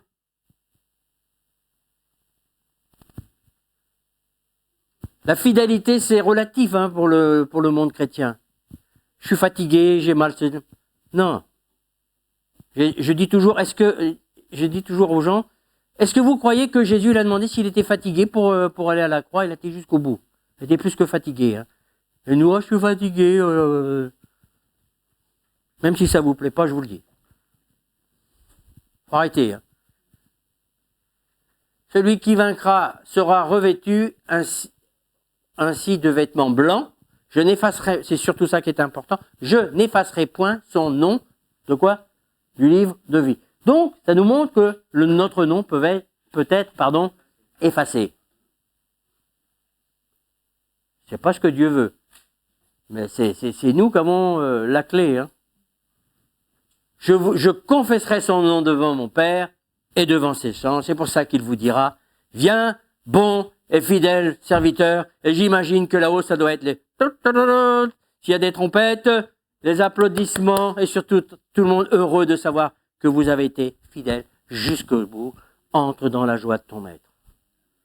Que Jésus, il est mort pour ça, pour que nos péchés soient pardonnés. Dieu est pur, rien d'impur ne pourra s'approcher de Dieu. Tout autre raisonnement est faux.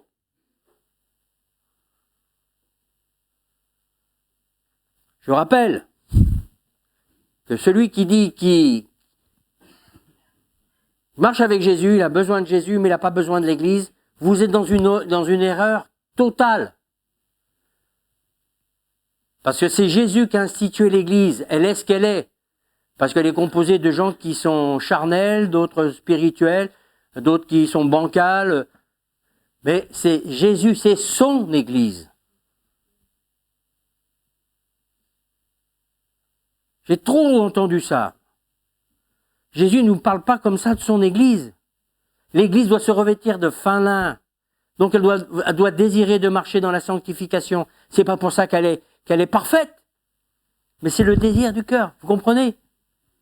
Je ne me lasse de vous répéter. Bon, j'ai 73 ans, bientôt je vais en avoir 74. Alors, quand je serai mort, vous m'entendrez plus dire ça. Mais je vais pas vous prendre la tête, mais je vais pas arrêter de dire les mêmes choses, parce que ça, sans ça, vous ne pouvez pas avoir cette véritable intimité avec Dieu. C'est impossible. On fait des grandes déclarations, Dieu m'a dit, le Saint-Esprit a dit, il n'a rien dit du tout.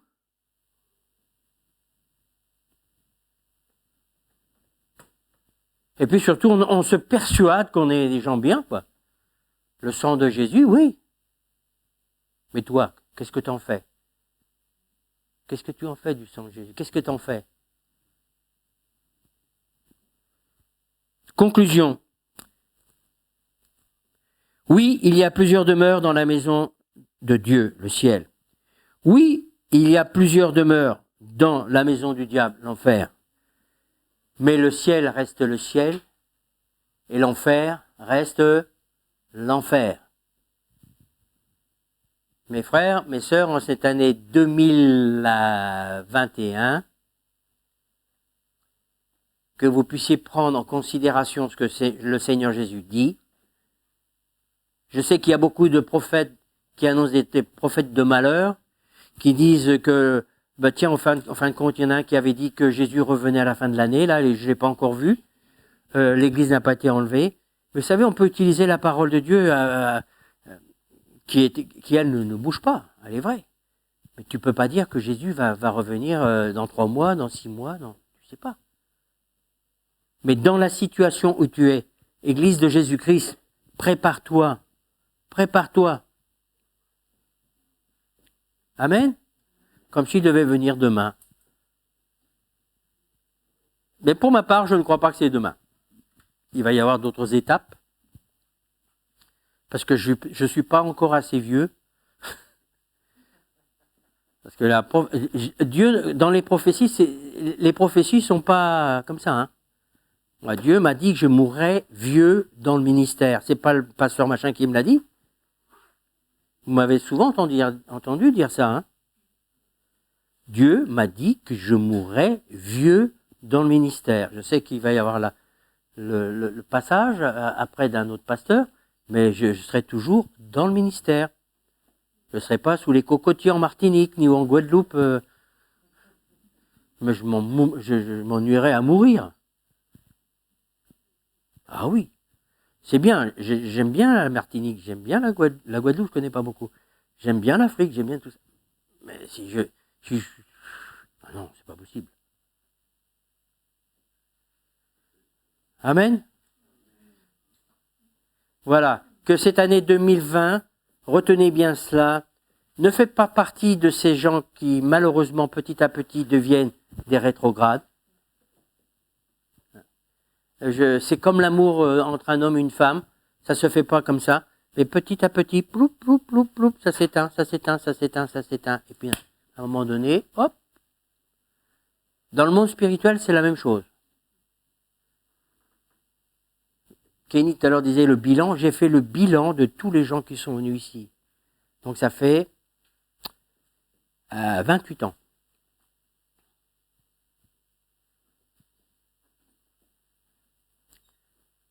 Il y en a encore un. Il y en a encore un. C'est Saïd. Un. Saïd. Et il n'est pas de la première crue encore. Ça fait 20 ans. Tous les autres,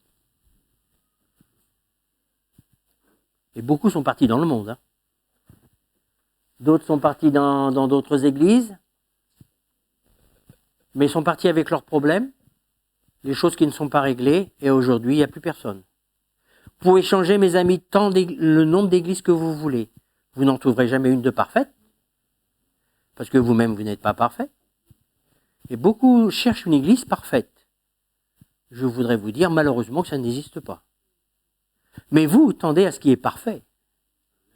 Vous ne marchez pas avec Christ parce que les autres sont parfaits ou ne sont pas parfaits. Vous devenez parfait. Vous devez ressembler à Jésus. Vous devez prier pour les rétrogrades. Ok ? Nous devons aimer les rétrogrades. Mais ne pas les conforter dans leur manière d'être rétrogrades. Là aussi, il faut avoir du courage de pouvoir dire « Ah non, ta manière de penser, ta manière de dire, c'est pas biblique. » Amen. J'en ai terminé. J'étais 10 minutes, un quart d'heure. Ok. On se lève. Bon. C'est le premier prêche de l'année. C'est plutôt un enseignement. Mais que vous soyez encouragés. En tous les cas,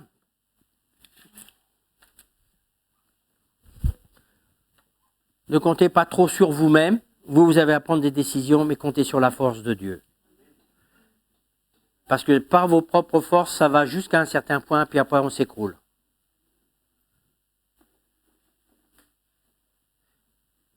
Je vais prier, il est où, Kenny? Il est parti, il est reparti? Il est là? D'accord. Non, c'est pas grave. Seigneur Jésus,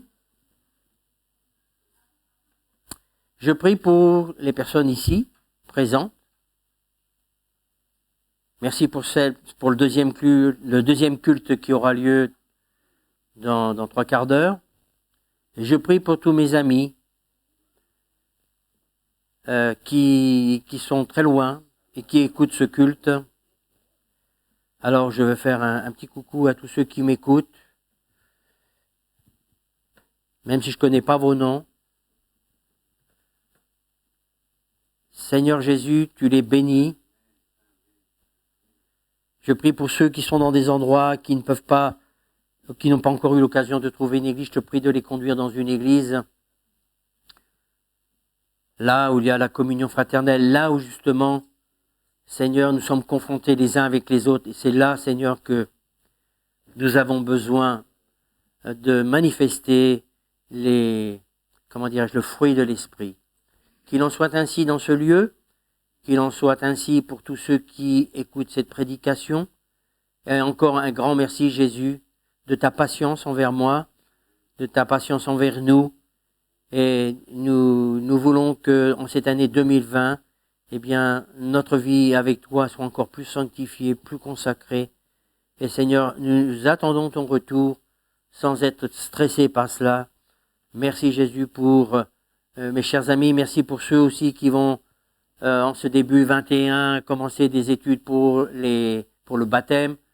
Et Seigneur, merci en fin de compte pour toute cette région. Je prie pour qu'un grand nombre puisse se convertir, soit touché par ta grâce.